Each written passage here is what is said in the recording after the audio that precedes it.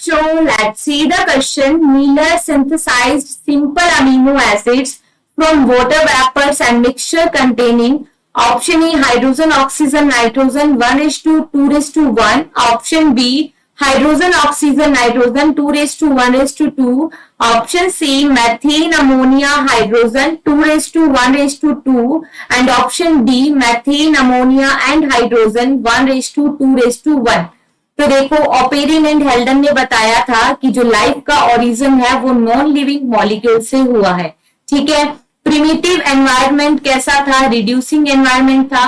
Reducing environment और we can say उस समय ऑक्सीजन एनवायरनमेंट में एब्सेंट थी। ठीक है, और प्रिमिटिव गैसेस कौन सी प्रेजेंट थी? Like methane, ammonia, hydrogen and water vapour. These gases are present in the primitive environment. ठीक है, तो देखो ओपेरिन एंड हेल्डन के एक्सपेरिमेंट को मिलर ने लेबोरेटरी के अंदर परफॉर्म किया। उन्होंने एक फ्लास्क के अंदर वो सभी गैसेस ली जो कि प्रिमिटिव एनवायरनमेंट में प्रेजेंट थी। ठीक है, और 2 इलेक्ट्रोड्स का यूज किया, 800 डिग्री सेल्सियस टेम्परेचर रखा। ठीक है, अब देखो इन गैसेस का हमें पूछा है कि कितना रेशियो लिया।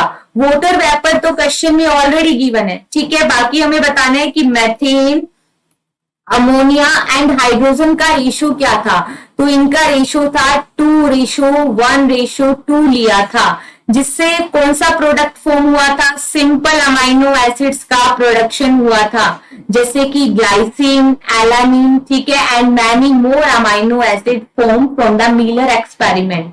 सो देखो यहाँ पे अमोनिया, मैथेन, अमोनिया, हाइड्रोजन कौन से ऑप्शन में गिवन है?